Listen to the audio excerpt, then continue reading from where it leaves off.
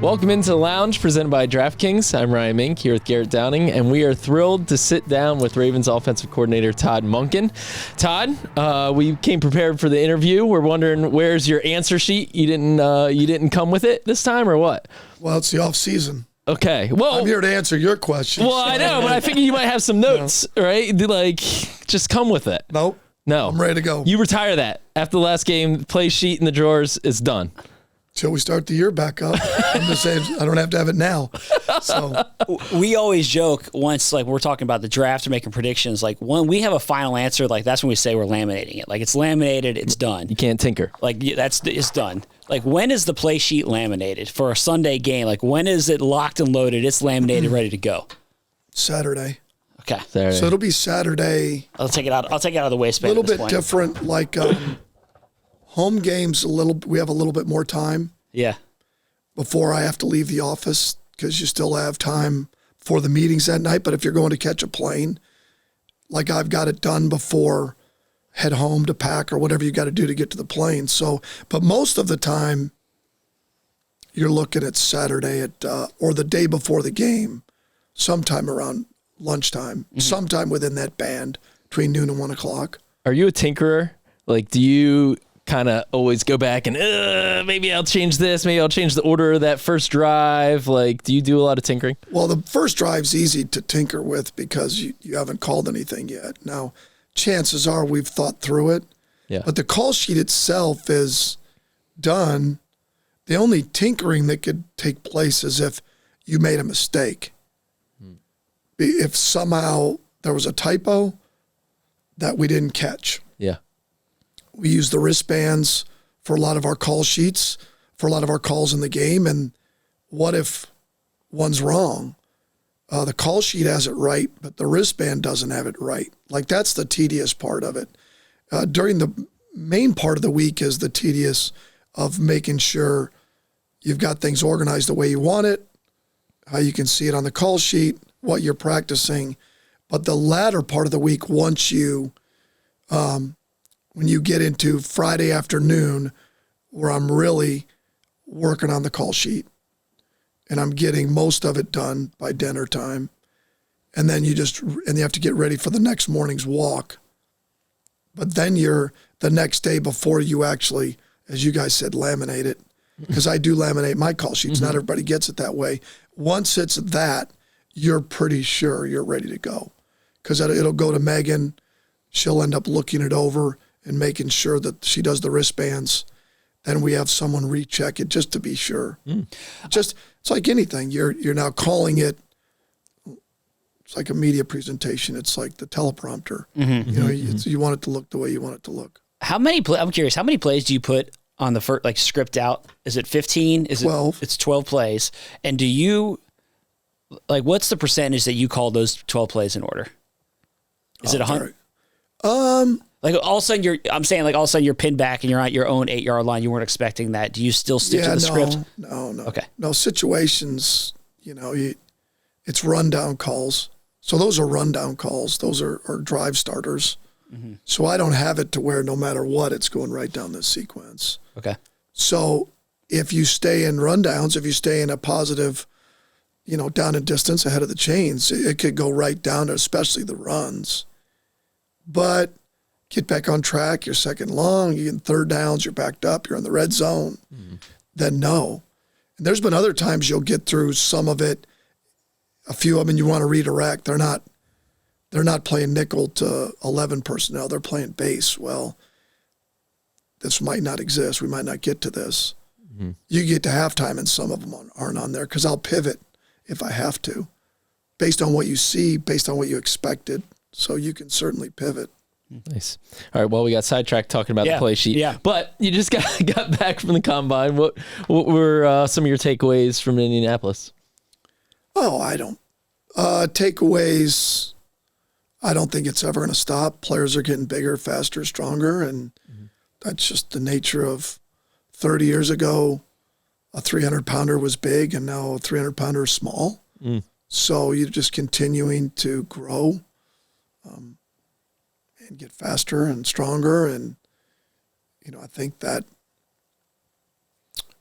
and I think with you're just seeing more and more polished players and polished interviewers and as people, because with whether it's what it takes to get into school and college, what it takes to stay in school, what it takes to maintain a high level of performance as a player, like it's harder and harder to get through that time if you're not squared away. If you haven't worked hard as a player, if you haven't worked hard to be the best version of you as a person, like you see fewer and fewer guys where you have questions about certain aspects of their game and also certain aspects as people. I mean, that makes sense, but it just feels that way over time. You're just getting less and less question marks. Doesn't mean that people still don't make mistakes or that but there's more coaching taking place at early ages with all the, individual coaching even outside of your own team, if that makes sense. So you're coming off a year, Todd, where this offense was great. I mean, you guys were historic in terms of the production that you had. So what is the focus and the process right now, and how do you try to stay at that level of productivity, which is, Ryan's been watching Baltimore football his whole life. I've been here a long time, and this is as good as we've seen. But how do you try to stay at that level, and is it realistic to stay at that level year after year? Well, we have good players, so keeping good players, it's one thing. Eric and Ozzie and the organization's done a great job of not only, getting good players, but keeping them. So that's first and foremost, because it's about the players. But, one thing that's great about working here is that Coach Harbaugh loves football. Like he says it, says it to our staff, you'll love it here if you love football. That's a fact, because in the off season, John wants to know what's next. Like, what's next? We'll get our time off, but what's next? How do we get better?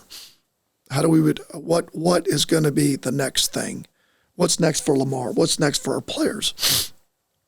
So last year was the same way. As good off season as I've ever had in terms of how we're going to streamline what we do for Lamar, our players, our coaching staff, getting the most out of everybody.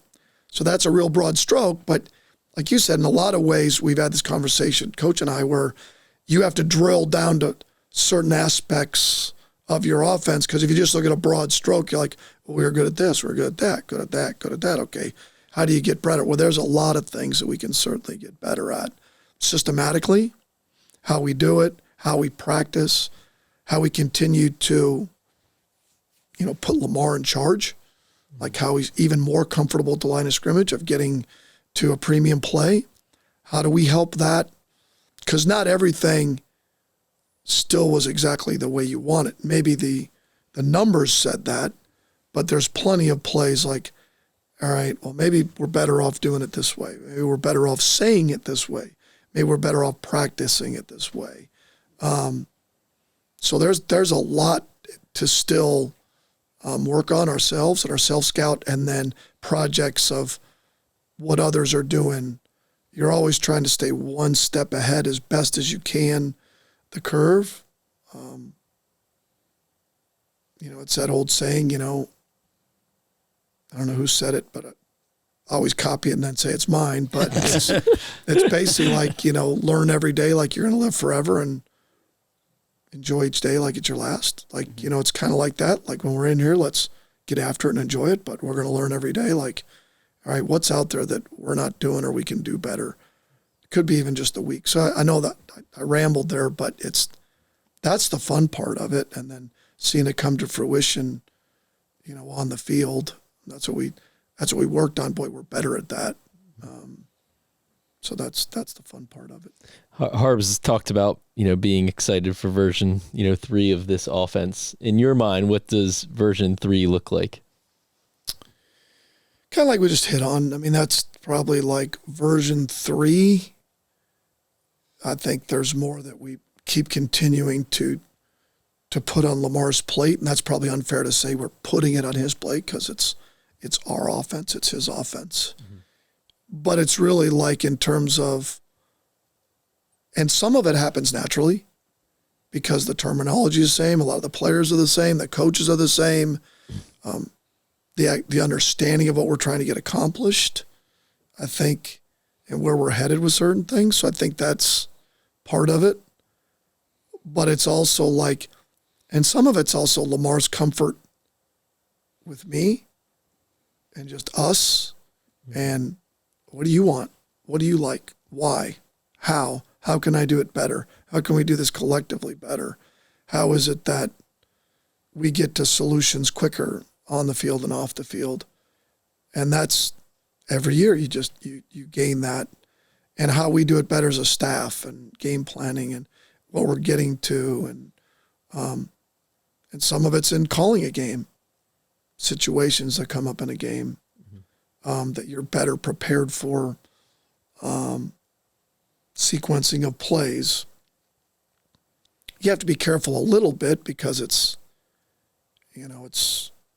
I'm always disappointed when a play doesn't work, even though that's not, it's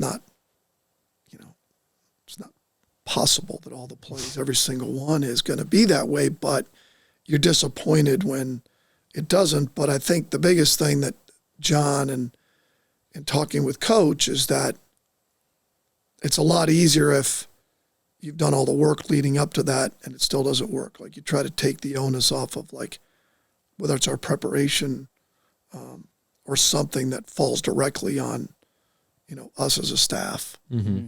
That time at the line of scrimmage for Lamar, 11 guys on the field. Don't waste a timeout. Make sure the personnel's how you want it. Guys are in the right spots. What do they do best? Let's put them in the right spots. All those things. How do we chip help, for a great player? Like, how all those things come up where you're like, the game within the game a little bit, that just kind of gives yourself the best chance to move it. And then look back and what you didn't do as well, or that wasn't a good idea. Yeah.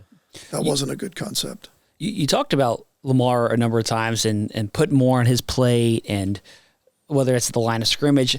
Eric at the Combine last week talked about how Lamar's basically earned the right to be a partner in the process because of just how good of a player he is and how entrenched and established he is. And that's more from a player evaluation and a team building standpoint.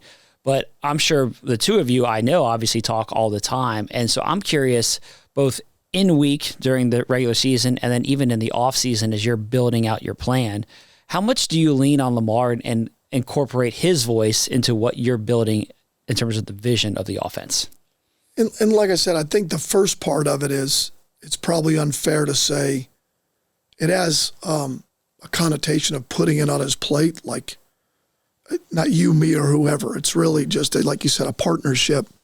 And that can always continue to grow. I've got to do a better job of communicating always with Lamar. Because it really doesn't matter how I see it or what I like.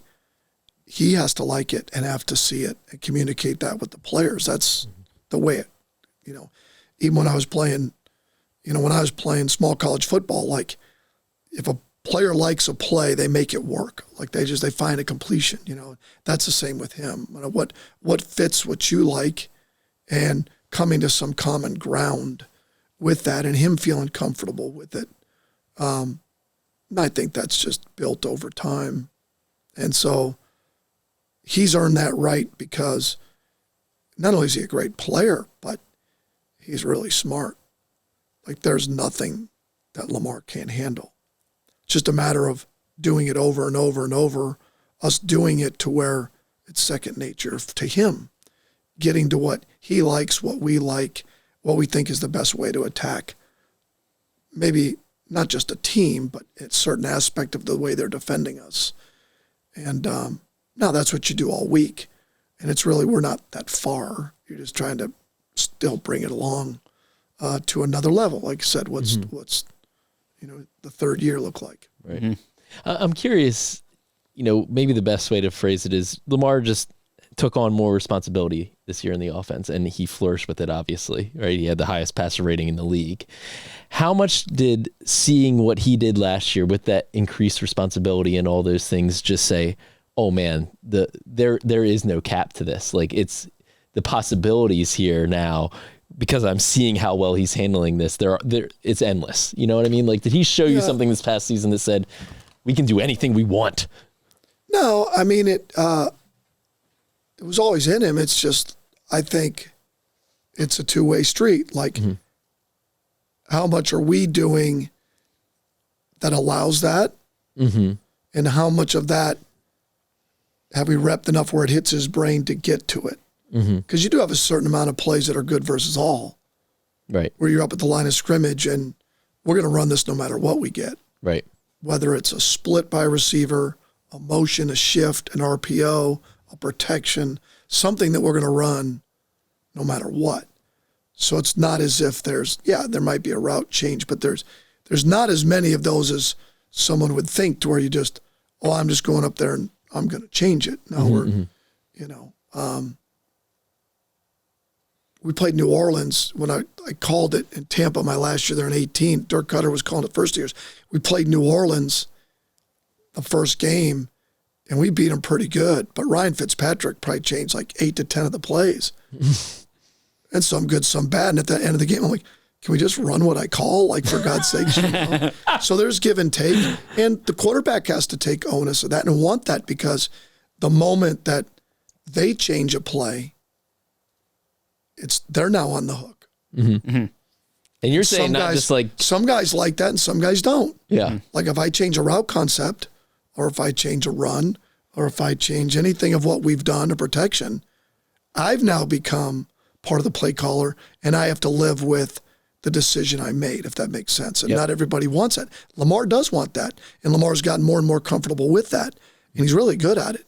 It's just, we just got to continue down that road, and with that, I think he's only going to continue. It's hard to say that. I think he's only still, the year that he had, and I still think he's just scratching the surface of where he's headed. And it may not statistically show up that way, but I just know he's only scratched the surface in terms of, not as an athlete, not smart, not the things. It's just, he's a much, much better, from when I got here, not only his diligence, but the coaches throwing the football, progressing, all those things that he always knew he was capable of. But now he always thought that way, but now it's really starting to come around, if that makes sense, and we try to do whatever we can to help facilitate that. And he does understand that's what we're trying to do, for him and for us. Right. I'm curious. Obviously, the first few years with you and Lamar have been so good, and it was the MVP last year. I think in our minds, certainly should have been the MVP this year. But I'm curious. So you signed a contract extension here this offseason. How big of a factor was it to continue working with Lamar, like in that decision to be like, I want to just keep working with him in this offense and continue building there? And how glad were you to get that deal done to stay here long term? Well, first off, there's a number of reasons why I wanted to be a part of the Baltimore Ravens. Organizationally, from Steve, Ozzie, Eric, John, as good as you're going to find in the NFL, structurally, organizationally. So, and then you combine that with having an elite quarterback, or at least the time I was hoping that we would sign Lamar back, because he wasn't still signed. So you're hoping that you would put yourself in a position, because in order to win in the NFL, structure in your organization and a great quarterback, that will allow you to be consistent over time. So when you have both of those, you're like, man, I want to be a part of that. Like, that's ideally. So that was worth leaving a place like Georgia to come to. And I've said it all the time. I mean, if today they called and said, I hope that's not the case, that they're letting me go tomorrow, it was still worth it. It turned out, very rare times in your life, it turns out the way you'd hoped. That it was exactly how you thought it was going to be. And that's a blessing, because that gives you a chance to win every game every year. And that's where you want to be. It was huge to be able to get an extension, because you want to feel like you're doing a good job where you're at. but it's still what's next. It's just like, what's next game? What does that look like? And I'm very, very fortunate, that they wanted me back. I mean, it's probably the best way to put it, and wanted me to be in charge of the offense, and that Lamar, because that's important too, that he's comfortable with what we do. And I think our staff does a great job. They make this thing go and the players make it go. I just get to call it and get a bunch of credit that I don't deserve, because those guys are a big part of it, and the players are the number one in the organization. It's all the things that you want to be a part of. So, like I said, I'm very fortunate, because ultimately, even though ultimately I think everybody wants the challenge of if they get an opportunity to be a head coach in the NFL, but I got one of the best jobs in the NFL, head coach or any job. Mm-hmm. Because if it's ultimately to win, be part of a great organization with an elite quarterback that gives you a chance to win the Super Bowl every year, pretty sweet. Right. Harder to beat the job that I've got, really, to be honest. I mean, and we've got outstanding players around him and a great staff. So if you're sitting there going, what really is the most important part, what's most important about what you do? It's all those things that we have here. Mm-hmm. Yeah. I'm curious about that. Just like from a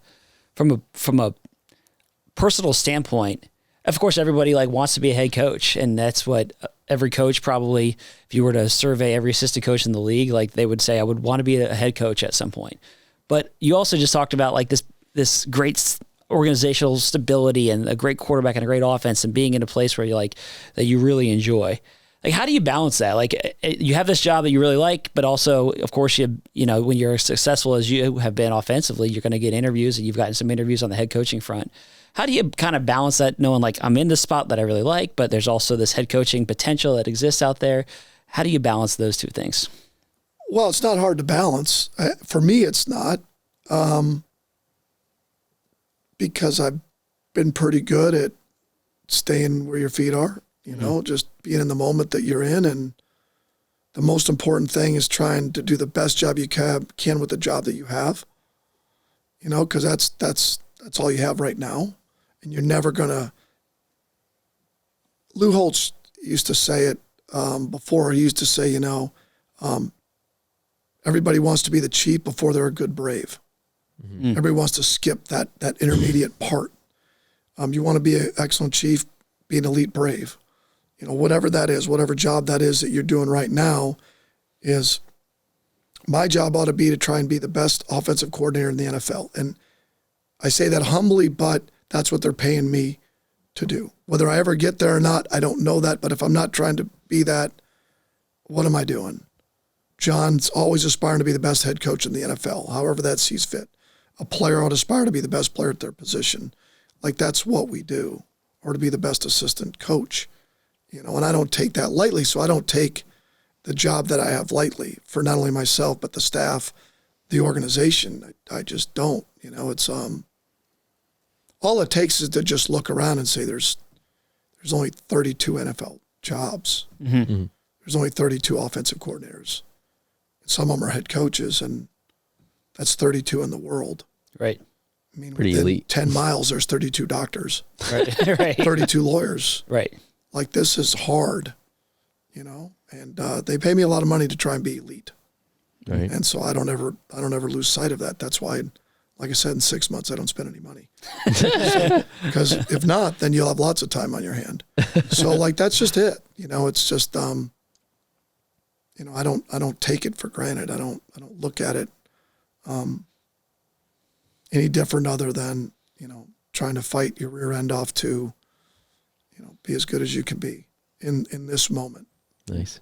Garrett mentioned Lamar and the whole MVP conversation, and I know that you're concentrated on winning games and not dishing out awards, but I'm curious for your perspective on this, because a big part of the debate that people were having, fans, pundits like us or whatnot, was that, Lamar has Derrick Henry, and Derrick Henry really helped out Lamar this season. And of course, there's truth to that. They help each other be better, right? What's your perspective? And people kind of held that against Lamar and said, well, maybe he shouldn't win because he had Derrick Henry, who almost ran for 2,000 yards. What's your perspective on that kind of conversation? Well, again, I love stealing, quotes that people have, but I heard this a long time ago, and the statement that comparison is the thief of joy, that it really takes the fun, the life out of just, why can't people just be great? And I don't know why people have to try and decide who the best of all time in the NBA, which seems like it's ongoing, or who the best quarterback is when they're elite. First of all, if you're in the NFL, you're elite. But I don't care. If you're a starter in the NFL, you're elite. You're one of the best in the world. You're one of 32. That's pretty freaking elite to me. 32 in the world at what you do. Wow. You know, let alone then trying to dissect that. Lamar was very deserving. Josh Allen was very deserving. Joe Burrow had a great year. Saquon Barkley had a great year. Derrick Henry had a great year. There's offensive linemen that have great year that aren't even ever talked about. There's Myles Garrett. That guy could be the MVP every year. Are you kidding me? You'd have to try and block that guy every year, like twice. I'm hoping they trade him. For God's sakes. Steelers ought to trade TJ Watt too while we're at it. Let's just trade them all out of the division. It's a fire sale. I mean, I don't get into that. You know, did Lamar have a unbelievable year? Of course he did. That's obvious. Yeah. I don't need to defend anything. I don't need to compare or try to judge who's who anyways. Yeah. I know Michael Jordan probably could have been the MVP for 8 to 10 years running. I don't know. He's elite. So could LeBron. So could whoever these guys are. And to me, if you're in the NFL, you're already elite. And I only compare my job based on where we're finished statistically in the areas that matter whether you win or not specifically to a play caller, if that makes sense. I don't look at it and go, because I think there are so many elite offensive coaches in our league. They should be. We're in the NFL. If you're not, then what are we doing? Yeah. But what helps that? Players help that, of course, and a great staff like we have.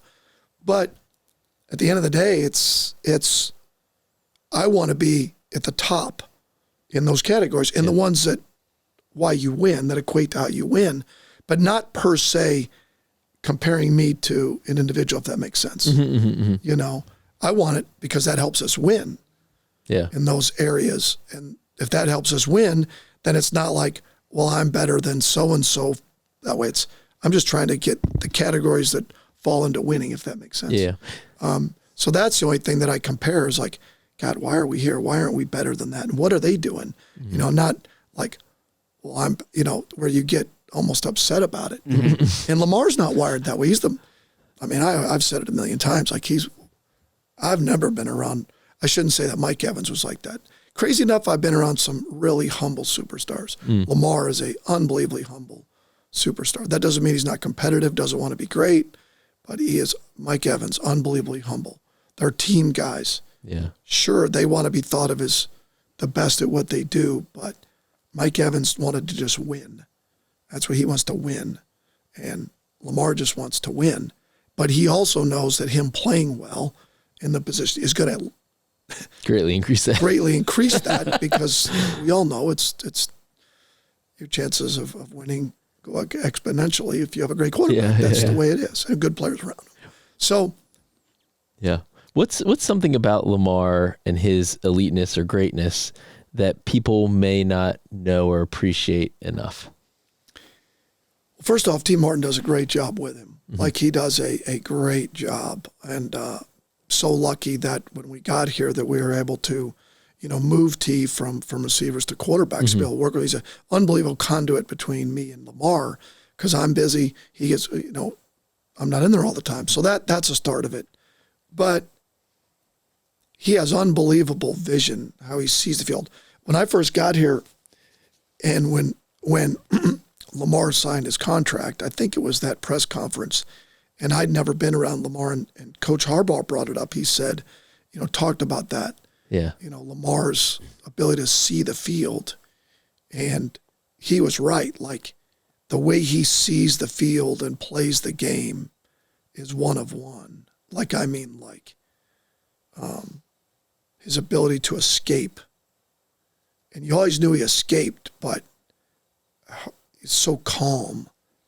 Like he escapes, he jumps right, jumps left, jumps back, jumps forward, puts his hand on someone's face mask. He Like there is no panic of throwing it away. Right. Like he always feels like he's in control. Right. Never not seen him in control. Sees the field unbelievably well. Like feels like he's in control. Those are things that you didn't know. You don't know. Yeah. And you see it and you're like, wow, that's not only is he this, it's unique. Mm-hmm. And it's fun to work with because it's fun to watch. The things that I like to do or that we like to do as coaches, those are things that are very difficult to teach. Yeah. Mm-hmm. When you have those other things, and T's done a great job. Like you can even see like Lamar's accuracy off platform, the throws that he makes. Like you, this year is so incredible that even with the few amount of interceptions that he threw, try to go through the year and find ones where like they dropped it, where he threw it right in the middle of someone's chest that we all would do, or you didn't see him. Like that didn't occur. Right. If it did, not very often, or he just missed a throw. Like it's a rarity. We're like, wow, he threw that one in the dirt. Mm-hmm. Yeah, it happens. Not all that often. Mm-hmm. Might have overthrown him by a little, but it wasn't like so off. You know what I'm saying? Yeah. So those things he's gotten so much better through T and him and just, and we're doing the same things over and over. So that helps. But his ability to find windows, his vision, his ability to move, see things around him and stay under control is unique. Mm-hmm.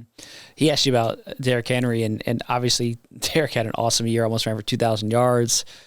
Showed he still has plenty of gas left in the tank, and worked out as a perfect signing last year. How do you build off of a tremendous first year for Derrick in Baltimore? Well, I forgot to even talk about Derrick. So Derrick, I mean, what a great addition. Not only a great player, but a tremendous pro and a great teammate. And it's just different. I'm going to start off with this. Like, Lamar's been around her now. Everybody knows Lamar and, but Lamar in some ways looks like everybody else. Like, I don't know. Just looks like everybody else, just a human being walking in the building. There's just... I see where you're going now. Well, and Lamar talks. Yeah. Derrick doesn't talk. And he looks like a Greek god. Yeah. So that's like this, it's like a mythical creature. In a good way. A unicorn just walked through the front door. Here he comes in and it's like this big guy, contagious smile, doesn't talk. He just works. And it's like, you don't know what to make of it. It's like, okay. Hey, Derrick, it's good, buddy. And then you watch him run, and it just like, wow. Like, it became like this mythical, like Lamar, what he compared it to Cars or something? Yeah. I'm not going to go that far, it's a movie. Like, I look at it like I'm a Greek god walked in, and it's like almost different because he looks different. Mm-hmm. He acts different. Mm-hmm. He's a pro. It's important how he prepares, how he takes care of himself, how he's ready for the game. You can't even put a price on that of what it looks like young guys looking at the way he goes about his business and the way he carries himself. And then, like I said, to see the big guy run, it's so cool, in that regard from that end of it. But I thought along with that, he's a team guy. Sure, does he want the ball? Yes. Does he want to run for a ton of yards? Yes, because it helps us win. And he believes in himself as a player. He's never said anything to me, even though there's probably plenty of times that he would want the ball more often, which I respect. Mm-hmm. So does Isaiah Lockley. So does Mark Andrews. So does everybody. But I respect that about all of our skill guys. They're very understanding of when you have multiple skill guys. But Derrick is awesome in that regard. And I thought our run game guys did an unbelievable job. Travis Schweitzer, George Warhop coming in once we lost Joe, and Willie Taggart and George Godsey, because, you got to get the big guy running, man. If you can get the big guy running, how do we get him running, man? When he hits that hole, whether it's a gap scheme, wide zone, some sort of zone, cut the defense, some sort of trap or wham, when you get the big guy going and get in the second level, and I thought they killed it. Mm-hmm. Our run game guys killed it. Mm-hmm. And then he killed it. It allowed him to shine, allowed him to let his skill set shine. It's cool. That's great. You mentioned these coaches. How big is it to get your offensive coaching staff back? You keep it's awesome. The staff intact. No, it's we got a great staff. Yeah. We got a great staff. I mean, I get way too much credit. We got great players, and we got a great staff, and they come up with a game plan, and I just get to call it, and I get to oversee it. And but again, I'm going to steal another saying that people, You're full of these quotes. I love it. I remember them. That's the greatest thing about social media is that if whatever you look at, you keep getting back. So it's like you look at famous quotes, now you start getting quotes. Your algorithm's all I didn't want this many. Football quotes, basically. God dang it. It's like, so you're like looking at it and it's like someone says the best way to get to a perfect idea is have a lot of ideas.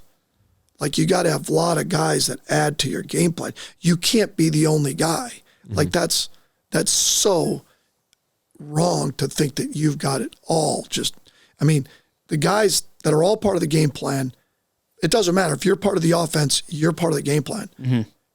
And I always, when I didn't call it, I like, nothing like coming up with a player I thought that works as an assistant. It's really cool. Mm-hmm. Or your players as an assistant coach, they play well.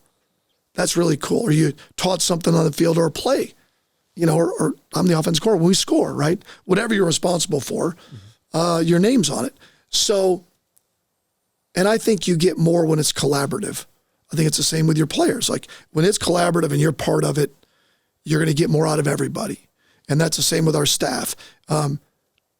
Because you want it to be collaborative because it's easy when it goes one way, but if it goes the other way and you only want to make a decision, very difficult. Very difficult. It's not collaborative now. Mm-hmm. Well, we should have done this, could have done this. Well, no, we all did it together. This is what we are. This is who we are as a Ravens staff collectively. And that doesn't mean you get your way, but you're going to have your say. Mm-hmm. That's part of it. Like I still have to decide what we run. That's what they pay me to do because that's what they do. But you're going to have your say in what we can do, how we do it, why we do it. And it's also part of that if you don't take ideas and you don't allow your staff to have that importance or the players, you won't get them anymore. Mm-hmm. Mm-hmm. Doesn't matter what it is in any organization. Mm-hmm. If Steve Bisciotti consistently asks you, Garrett, like, what do you think? What should we do here? And after about 5 times, they don't do one of them. You're like, well, it doesn't matter what the hell I do. Mm-hmm. Doesn't matter what I say.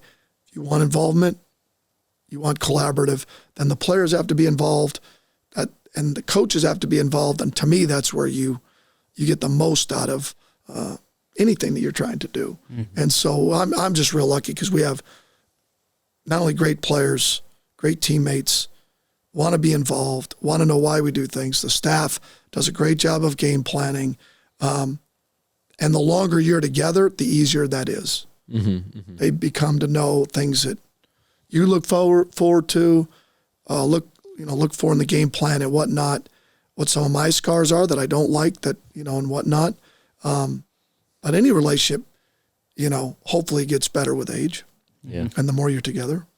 This time last year, we were all talking about the offensive line and, it was getting kind of reworked, replaced 3 starters on that line. Just when you look back on it, how do you feel about the way that the offensive line progressed throughout the year? And does it give you more confidence that, hey, there could be more turnover this year and that's all right? Hopefully we keep Ronnie. We're optimistic that we can, but if it happens, right, that we're going to be all right. You know what I mean? Well, first off, you're right. In all the years I've been in the NFL, it doesn't matter what level you're at. There's always some animosity when you have to replace players that you haven't seen do it. Mm-hmm. That's a fact. I don't care what it is. It's right. Like if you went in to see a doctor for the first time and you have to have an operation and it's their first one, it's a little bit eye-opening. Can I go with the other guy? Like, wait a minute. Like, is this really what, Right. But that other guy retired or he moved on. Like, you don't have a choice. Right. So you got to trust in the draft and the development. You have to trust in putting the pieces in the right spot. You have to trust in some of your game planning to mask some of that. Mm-hmm. And then ultimately, a coach told me a long time ago, another one I remembered is, the sooner you learn to coach the guys that show up in your room, the happier you'll be. Mm-hmm. The moment that's the way it is, you coach the heck out of those guys. It does not matter. It does not matter. There's nothing in my contract that said, well, we lost these guys, we're okay. if we go 500, Right. like that. No, we got to figure out how we're going to do it.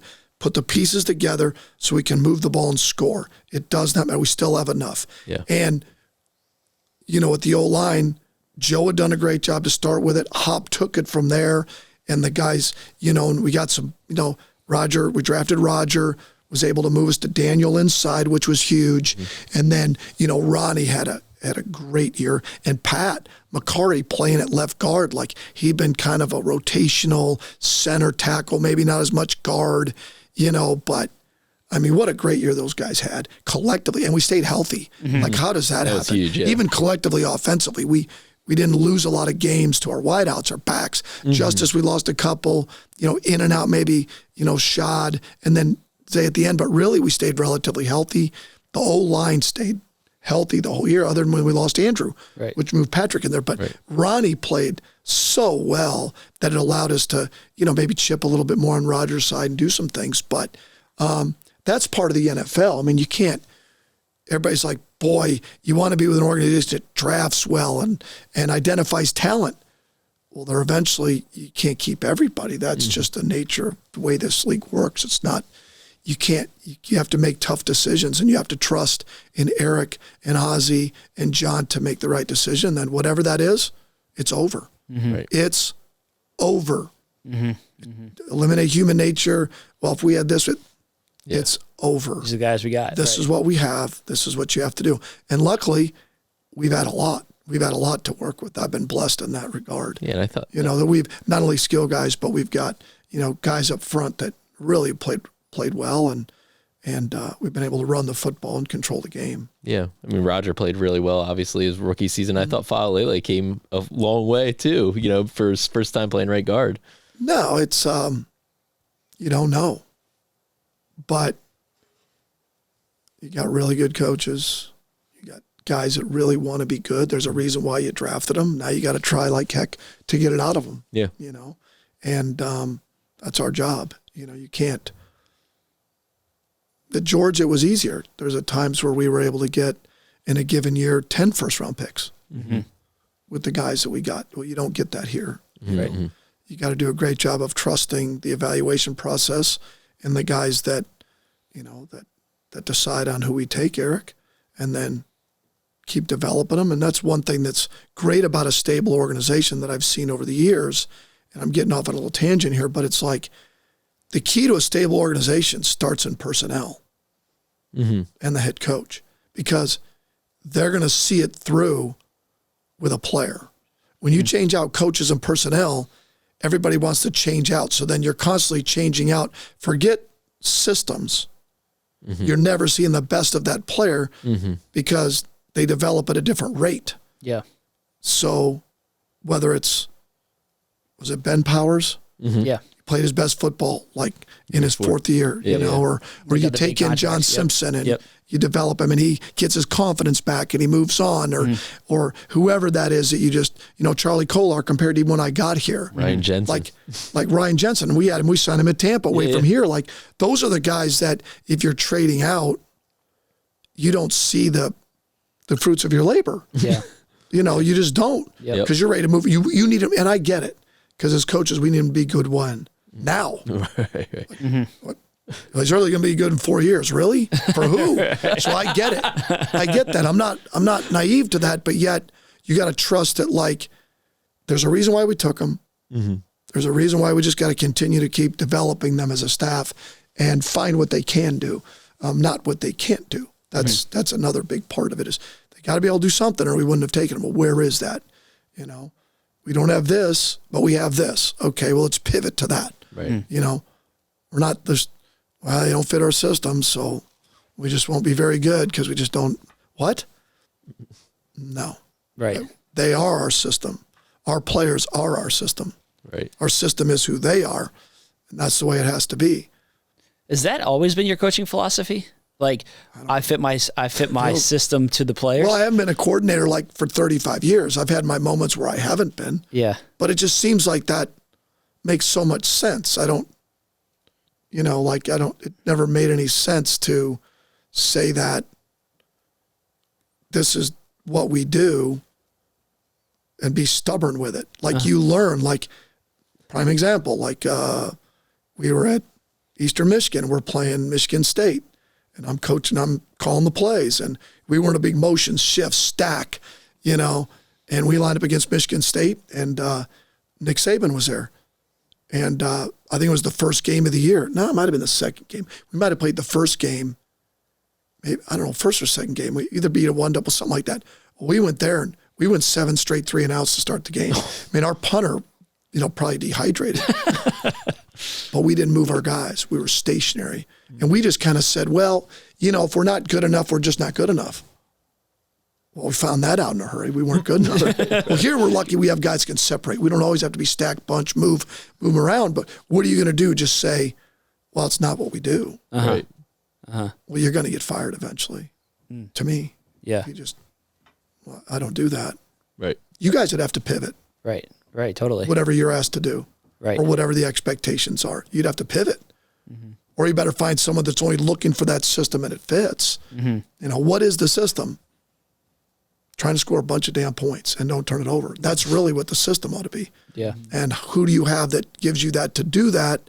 Now, I could never do something that I don't know, but I do think that you're always trying to find any way to score, and it does start with having great players. I don't put myself above anybody. You're going to struggle if you don't have really good players. I've been there. And then you don't want to call it. Then it's no fun to call it. Okay, so you want good players. Let's start with that. That's a good starting point. But after that, how do you get the most out of what you have? That's really what you're trying to do. Yeah. And that's what we're paid to do. You have 2 good players, in particular at wide receiver, and the receiver group is in a really good spot. Zay Flowers just went to the Pro Bowl, first Pro Bowl receiver in franchise history. Rashad Bateman gets the contract extension last year and then has the best season of his career. This receiver group is in a really good spot going into the offseason. How good do you feel, I guess, about the receiver group, and what is your outlook on that position? And then, of course, you got some free agents and young players, but what's your outlook on the receiver position?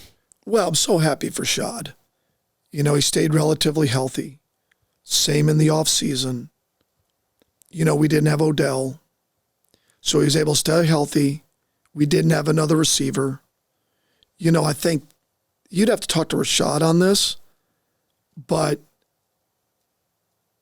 and then to have the work that he puts in show up in terms of targets, in terms of getting in the end zone, staying healthy, because that's work you have to put in for your body. And then, when Zay went down, we're trying to move him around. And I think that builds a player's confidence. Like, hey, now we're going to move you around. Like, hey, the onus on you to learn where to get, not learn, but make sure we're set, because we'll struggle if we don't. I think that comes with any relationship. I think that takes time, for him to trust that we believe in you as a player. We believe in your skill set. We believe in you're going to stay healthy, that you're a big part of what we do. And so I'm happy for him. Zay is, Zay's just a tremendous player. Like he comes in the building every day with a smile on his face, and he's fun to be around, and he's, he practices hard, and, he's like I said, he's just what you want in a wideout, and he allows you to coach him hard, and now he wants the ball. I get it. Like, I'm a skill coach. Like, that's what I do. Like, I like to throw it. They hired me because I like to throw it, okay? But I know you can't control the game if you can't run it. But when you have so many skill players, like, you got to understand, it still's only one ball. Like, I don't always control that. And our guys have done a great job with that. Like, how do you balance that? And that's going to be even harder this year, because Zay, great year. I mean, Bateman, best year as a pro. Zay Flowers, best year as a pro. Mark, all those touchdown catches. Zay likely, we can even get more involved. Derrick Henry. I mean, Lamar Jackson, like it's awesome to think of all that, but one of the first things we're going to have to tell them, guys, just understand, like, that means we should be really good on offense, but it's going to be difficult. And I want every guy to touch the ball a lot. I'm for you, but I'm also the most important things that we score and we win. Like, sorry, there's nothing in my contract that says I get more money for touches or touchdowns. If it did, I would go towards that. Like if I got I get their incentives. I mean, I get it. If I get an extra $100,000 for every touchdown pass, we'd never run it. Ever. I mean, we just wouldn't. I get it. Just like them, I get it. They get paid based on their skill set. Yeah. But I'm paid to score points and for us to win and do everything in our power to, under the guidance of John Harbaugh and our organization, that what gives us the best chance to win. And that includes getting those guys the ball, but not specifically just because I'm getting them the ball, if that makes sense. Yeah. But they're awesome that way. Our guys are awesome that way in terms of handling that, because it's not easy. Yeah. And in the world we live in fantasy, and we live in terms of just, their self-worth of touching the ball. Like an old lineman, they don't look at it, well, I only pulled 3 times this week. Well, that doesn't matter to them, you know. But to skill guys, touching the ball, scoring, all those things, it is who they are. You want it. It's who they are. Yeah, totally. It's who they're known and what they get paid for. So our guys were great. They're awesome, and we've drafted and developed the right kind of guys that allows us to still be that way, and again, try to do the best we can to put the ball in the end zone as often as we can. Is that the most difficult portion of the people aspect of your job, right? Like there's the scheme and all the game planning and all that part, but just with dealing with people is like balancing that equation of keeping everybody happy when you have as many playmakers as you have. And what have you learned in that regard over your years of coaching? Well, 100%. I shouldn't go 100%. I shouldn't say that that's the hardest part. It's just part of it. Yeah. I was in Jacksonville a few years ago, and I was coaching wideouts. We played the Colts, and we won the game. Oh, we lost the game. But one of the wideouts I had, and I'm not going to get specific who the people were what, but one of our wideouts had 7 catches, 100-something yards, touchdown or 2, and we lost. Well, you're going to grade your guys after the game. Well, we got together with personnel and the owner, and we talked about it. And I said, this player, had his best game as a pro, blah, blah, blah, whatever. And one of I think it was the general manager said, well, I don't know, if this young man is really a team player, because after the game, he didn't seem too upset that we lost. Mm.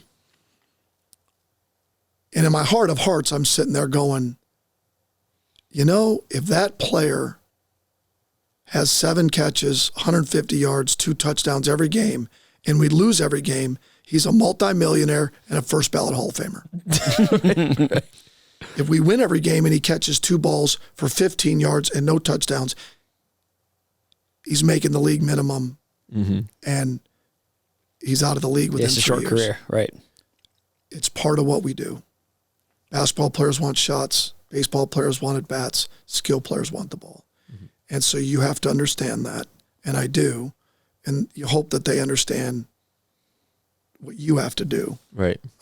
But I want guys that want the ball. I'd be disappointed if they didn't. Yeah. If they didn't want opportunities, I would feel less of them. And yet you can't say, well, I don't want as many players because they're going to all want the ball. No. I'd rather manage. I'd rather try to manage a lot of really good players that are all capable of really helping us win and move it and being explosive and try to manage their touches than not having enough. Going, God, I wish we had some more guys that could touch the ball. Mm-hmm. But you do have to weigh that, so. Last one that I have for you is the clips of you in the booth on game day. These sometimes go viral. I mean, you're an emotional guy in the booth. You bring the energy in the booth. So what do you or your family members, your wife think when they see the clips of you in the booth kind of blow up? What's the reaction when they see all that stuff on social media? She doesn't say anything. Okay. What to say about her? She doesn't. She's used to it now. I mean, what do you think of it when you see the clip after the game? You high five. She knows you're crazy? An emotional guy. She's wise. I don't know what she actually thinks at this point. There's probably a lot of. I don't know. Like anything that you do, I'll just say it this way: like, I'm no different than as a human being than anybody in this building or on this planet. Like, that's how she sees me. She finds it funny just that someone would actually want my autograph, or that they would want to say hi to me. Like, she's just, you mean that idiot? You know, like that guy, you know? So like to her, it's almost comical to begin with, like that, like, because there are two sides to everybody. You have to be at the job and what you do, and that you try to be as a husband or a father or human being, a person, right? Like, you know, like, yeah, people send me the clips, or then they say something about like whatever, but I do get excited. I do get emotional. I do get frustrated. I have to forget the camera's there. I don't know that it's there. I prefer it's not there. It's not my decision. Right. If my water bottle's in front of them, they send like a message, move your water bottle. Like, all right, fine. Like, I don't decide that, Yeah. you know?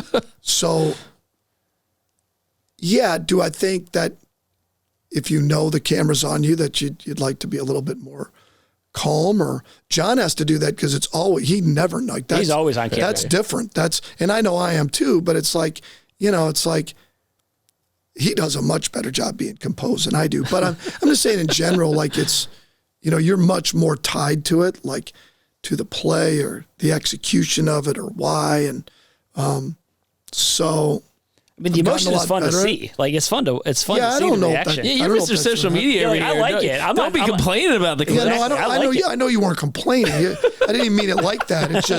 It is what it is, and that you're just anything that you're emotionally tied to. I think if a camera was on you, that's the way it is. If a fan watching a game, and if they had the camera on them and chose it, you would find certain things like that. Or if your kid was playing a baseball game and you're sitting there as a dad, right, and you're dealing with that part of it, or any time that there's something, your name's on it, or something that you're responsible for, you know, you're going to get emotional within the moment of how you like to see it. And because it's immediate. Yeah. Does that make sense? It's a real reaction. It's a real reaction. And it's right now, you know, it's not, if I owned a sandwich shop, I love these analogies, by the way. You may have 100 of them. Yeah. You don't high five when we sold an Italian sub today, you know, like, but if you only sold one or two, like, maybe you're more excited. Like, it's just a matter of like, this is now, like, there is no carryover. Like, it's got to happen now. This moment, that play, this execution, good or bad, you know, and you try to stay as even keeled as you can to get to the next play, and you're better when you can stay in that mindset, like Eric has to do in the draft. You know, that part of it, when it comes up, make a call, do all the work beforehand, try to stay as calm as you can in the moment, and make an educated decision who you're going to take or what play you're going to call, and then live with it. But you try to do the work and as best you can, and then let it rip. I get more frustrated, which we should get frustrated, is when it falls directly on me. And they all fall directly on me, but we're going to have 11 on the field.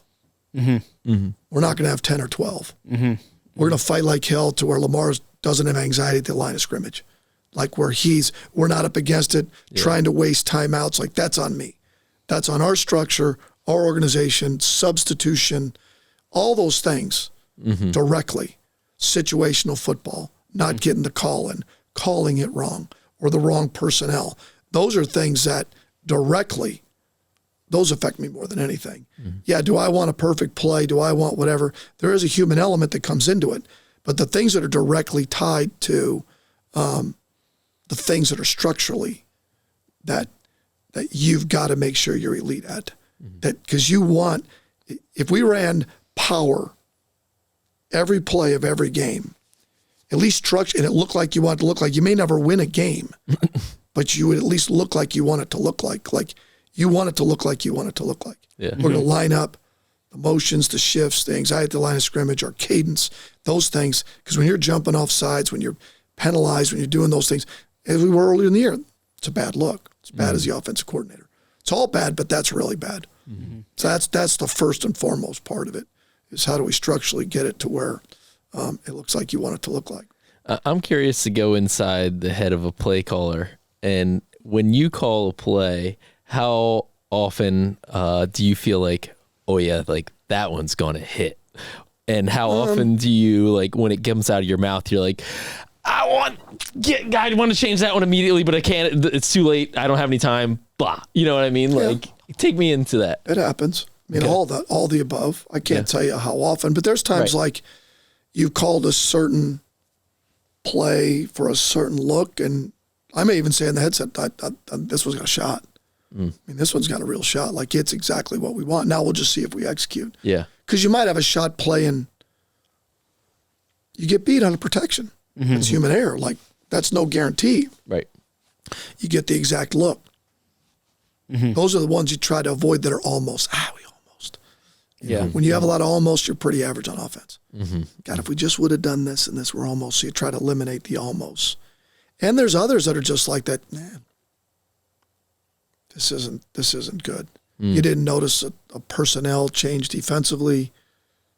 You didn't have, like, I didn't notice that a certain receiver's out. Like, a quick screen to Zay Flowers is a lot better than Todd Monken if he happens to be out there. I mean, but you didn't notice it, and also you're like, well, hopefully see how this 4. goes. right. Might not get 8. Right. But those things do come up, and those are also things you try to shrink. Right. To have your best players out there, to have the best call possible, to have the right, time at the line of scrimmage, all those things that give you the best chance, the optimal chance to be successful. Yeah. And you're never going to be perfect. You just shrink the margin for error, like you're doing in the draft, like you're doing everything. Yeah. Like when you're picking your partner, you just shrink the margin for error. You don't know. You don't always know. Right. But you are trying to do the shrink the margin for error. That's all the prep work, You're just trying to shrink that as best you can. And then the more you do that, then you will have more plays. And if you have good, again, all starts with good players. But then the rest of it, it'll look like you want it to look like. Because there's other times like, man, that wasn't very smart. Yeah. And that still happens. And it'll happen this year. Yeah. It'll happen every year that you're doing it. Last question for me.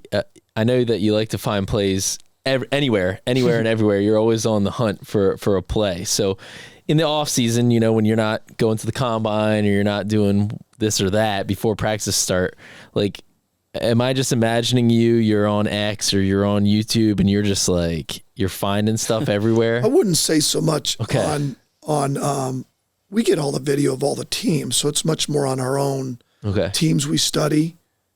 Like you study like really creative, teams. Outside the box kind of. Yeah, like teams offense. You want to study. Yeah. Whether it's this year, I always take at least 2 teams. But so that part's a little overrated in the fact that, like, in the off season, you can't break down everybody. You just it's a race against 24 hours. It's 24 hours in the day. Like, you can't get to everybody. But you give projects for other coaches, like, look at this team in third down. Look at trick, whatever it is, whatever you're looking for. I'll break down 2 teams and look at it like I did 2 last year. And that benefited us greatly. I'll look at 2 again. But every week when we're getting ready for an opponent, I'm watching other teams' offense. Like, you're watching how teams are attacking them. It's like every week, like, it's not like, it's very rarely like, because you're watching, well, that's good stuff. I like that. How are they doing that? And then it resonates in your mind. And you do see it on social media. You're not on it a ton, but there is stuff that shows up there, and you do get to where you're like, man, that's really good stuff. Why aren't we doing that? Why aren't we doing that? Why aren't we? It's the same in everything. Again, now I'm back to that comparison thing, because it's the same no matter what we do. Why aren't I in that good a shape? Why don't I have that nice a house? Why don't I have the way I want to look that way, or whatever that might be? Why don't I have that nice car? I do the same thing in play. Like, God dang, it's pretty sweet. And then you feel like, God, I'm missing. Like, what am I? What? Right. Why aren't I as good as that? And yet, then people tell you, we watch your stuff all the time. Then it makes you feel good, watching us. So that's part of it. But isn't that what we're supposed to do? Like, am I not supposed to look at that and say, boy, that's really good. That could make us better? Yeah. Like, how many times when I'm trying to fix something around the house, which I do very little now, someone else do it. But if I'm trying to, I look it up on the internet. Right, of course. And I look at the YouTube. Yeah, we all do the YouTube videos, yep. That's what we do. Yeah. Right? That's pretty cool. They're doing it this way. Like, why isn't that neat? Yeah. Or video of it play. Or then you're talking to someone, how do you install? How do you do this? How do you do this? And then you take that information and then you make it your own ideas to the perfect idea and you just kind of make it your own, or a different way of doing the same concept. You do that every week in a game plan, let alone what you're looking at.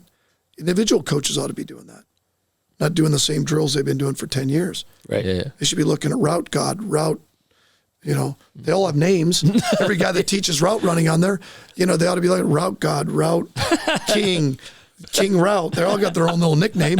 Well, how are they doing it? Right. I don't know if I use everything, but I had to look at some of it. Your social media feed is like inspirational football quotes and these crazy plays. Like and drills. And drills. Well, now we've gotten some sage life advice, some social media advice. Yeah. We've gone down all the paths. This has really been a treat. Tried. Awesome. Well, thank you, Todd. Really Thank you so appreciate much. it. You bet, guys. This is great, man. You bet. You're listening to the Lounge Podcast. We're coming to you from the SeatGeek studio. We also want to mention our partners at DraftKings Sportsbook. They are an official sports betting partner of the Baltimore Ravens. DraftKings Sportsbook, the crown is yours.